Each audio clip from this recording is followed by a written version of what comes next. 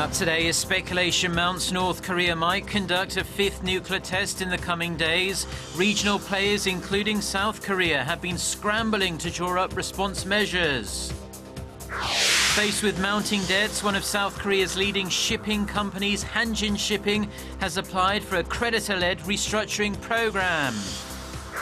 First President Park Geun-hye plans to check the pulse of national sentiment when she meets with the chief news editors of major media outlets at the presidential office. Stay tuned for these stories and more.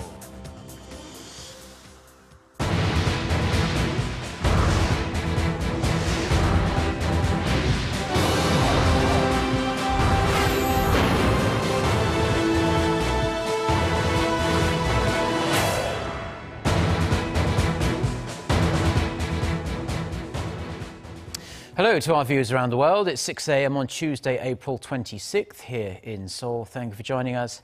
I'm Mark Broom. Our top story this morning: South Korea, the United States, Japan and other related countries have been discussing tougher sanctions on North Korea in case Pyongyang goes ahead with additional provocations, including a speculated fifth nuclear test. Kwon-swa starts us off. South Korea, the U.S., and most likely other related countries such as Japan are readying themselves for a possible fifth nuclear test by North Korea.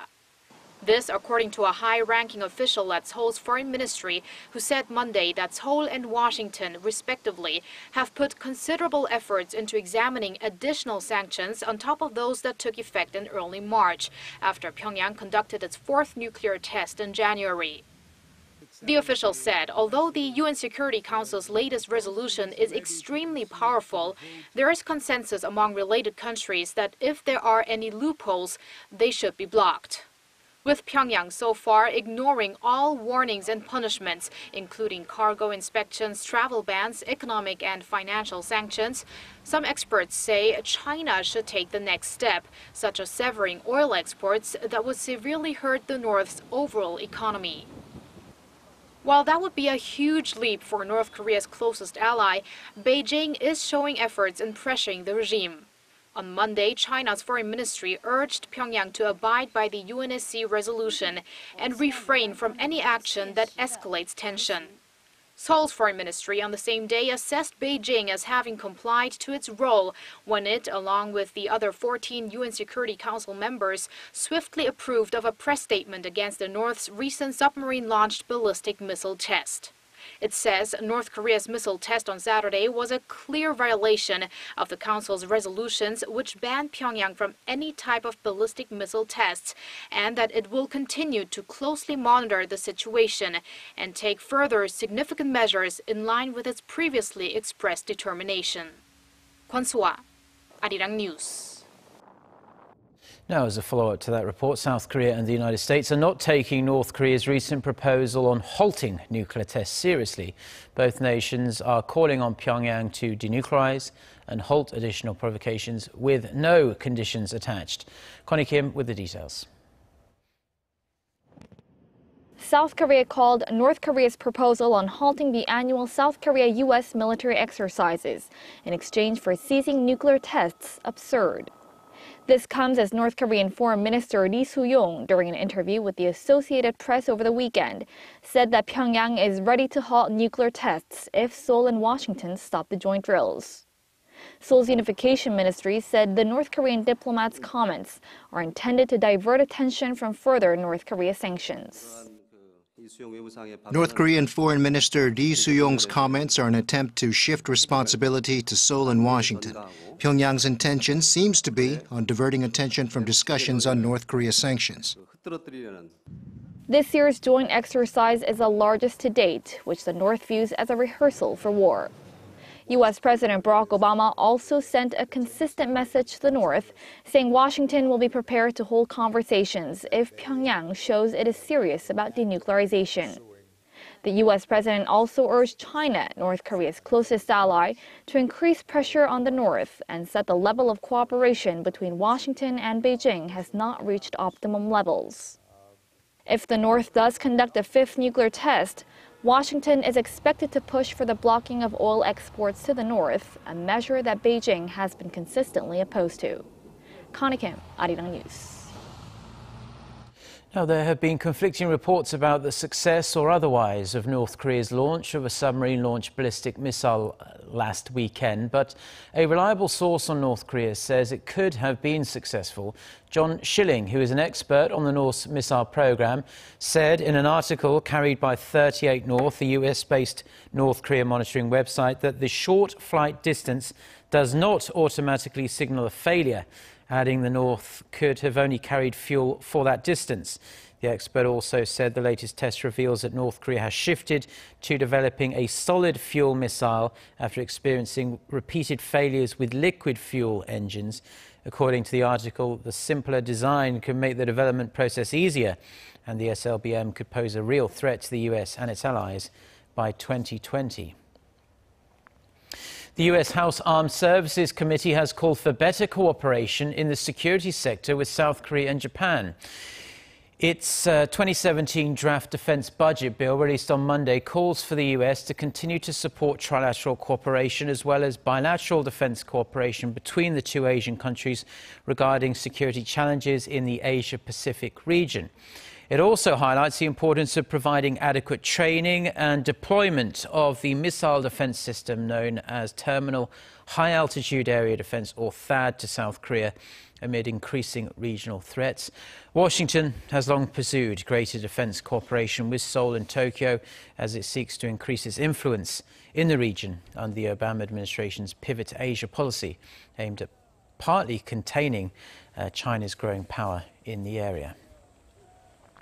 Now, in a bid to hear from the press about public opinion, President Park Geun-hye has invited the chief news editors of major media outlets to the presidential office for lunch. This applies to 46 domestic outlets with permanent correspondents at the presidential office of Cheongwade, and that includes Arirang TV. During Tuesday's 90-minute round table, the news chiefs will be free to ask the president questions. Issues will likely range from North Korea's provocations and nuclear issues to the shift in the domestic political landscape following this month's general election, which saw the ruling Saeuri Party lose its majority in the National Assembly. Now, Korea's shipping industry is in a protracted slump, struggling to overcome low oil prices, falling global demand and increased competition. There are concerns the biggest shipbuilders in the country will lay off even more workers in the coming months as the losses mount up. Kim Min-ji reports. Korea's big three shipbuilders, namely Hyundai Heavy Industries, Daewoo Shipbuilding and Marine Engineering, and Samsung Heavy Industries, have been in choppy water, so to speak, struggling to stay afloat amid falling orders as well as the rise of Chinese competition. Last year, they posted a combined loss of roughly $7 billion, and as a result have been downsizing their workforce. Hyundai is expected to lay off about 3,000 people this year after letting go of some 1,300 workers last year. More than 100 of its subcontractors also closed down last year. Samsung has also cut almost 30 executive-level workers since last September, while Daewoo is accepting voluntary resignations among some 300 high-level employees. 16 of Daewoo's subcontractors have closed down since the end of last year, resulting in the loss of 3,400 jobs. All in all, some 15,000 people were laid off last year, and that figure is set to increase this year once the shipbuilders complete construction of offshore facilities scheduled to begin delivery next year. But it's a different story for the oil refining and petrochemical industries, which have been able to benefit from low global oil prices and increased refinement margins. Workers have also received performance-based incentives amounting to between 700% and 800% of their monthly wages. With global oil prices decreasing by more than half, there's been cancellations of offshore plants and no new orders. On the other hand, oil-related industries have been doing well thanks to increased demand and refining margins. The situation may get better for shipyards if oil prices rise to about $60 a barrel, but that's not expected this year. The Korean government on Tuesday will announce a financing plan for industries that urgently need to be restructured, with priority given to shipping and shipbuilding. In regards to this, Korea's finance minister Yoo Il-ho says efforts by the companies and creditors need to come first, and that the government should do its part to support them. Kim Min-ji, Arirang News. Now, up to its neck in debt, Hanjin Shipping, the biggest player in the local industry, is looking to hand over management control to its creditors. But the company has found itself in murky waters even before restructuring begins. Oh Seong reports. Hanjin Shipping has applied for joint management, entrusting corporate control to its creditors. This comes as part of a self-rescue plan submitted to the Korea Development Bank on Monday.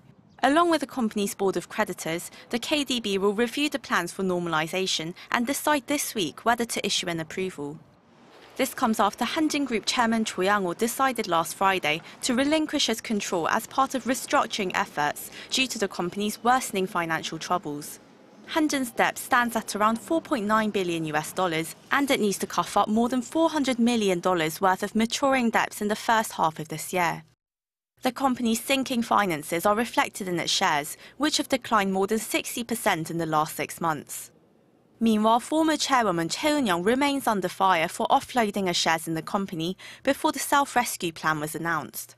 Financial authorities suspect she was tipped off through undisclosed information, which is a violation of capital market norms. Earlier this month, Choi and 2 of her daughters had sold more than 960,000 shares in the company, in a span of just 2 weeks. This saved them losses of at least $435,000, according to the Financial Supervisory Commission. The financial regulator says it plans to launch an investigation into the case to confirm whether Choi's divestment was illegal insider trading.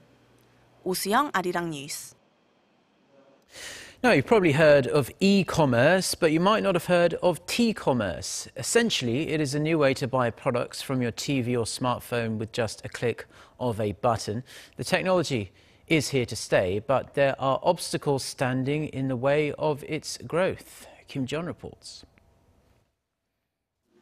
Broadcasters, venture firms, and local experts gather for a seminar on TCommerce, which enables real-time buying and selling of products through interactive television. The event focused on identifying current issues and obstacles that are slowing down the development of this rising commerce platform. Despite Korea being one of the most wired countries in the world, the local TCommerce industry is still in its infant stages, mainly due to the country's regulations on PPLs, or product placements or indirect advertising in the media. Compared to the biggest PPL market like the US and the one that's rapidly growing in China, regulation on indirect advertising in Korea are still strict, which has made first movers in the field hesitant to invest and develop TCommerce technology like artificial intelligence on data gathering. The CEO estimates that the Korean PPL market currently stands at $35 million. The local market is nowhere near the US, which stands at around $3 billion. Experts say, however, Korean businesses are not too late to join the bandwagon, saying they have a comparative advantage if they utilize the Korean wave to export contents and PPL abroad. It's important that related industries and the government come together so that local firms can increasingly utilize the cultural and technological advantages the country has that could help establish an ideal business ecosystem for TCommerce. For the government, developing TCommerce is a perfect example of a platform that could help achieve its creative economy policy. The Korea Communications Commission and the Ministry of Science, ICT and Future Planning says that based on their discussions during the seminar, efforts will be made to ease regulations as well as improve guidelines to help boost the new business model. Kim Jong, Arirang News. The World Health Organization is warning of the potential for a marked increase in Zika infections and the spread of the virus to new parts of the world. The UN Health Agency says that as the seasonal temperatures begin to rise in Europe, the 2 species of mosquito that transmit the virus will begin to circulate there. There is some good news, though, as the WHO said the Zika outbreak in hardest hit Brazil is clearly on the decline, but it did not provide any numbers to back that statement up. Recent scientific consensus is that Zika causes microcephaly, a form of severe brain damage in newborn babies. The WHO says developers around the world are working on 23 vaccine development projects, but the agency warned it could take years.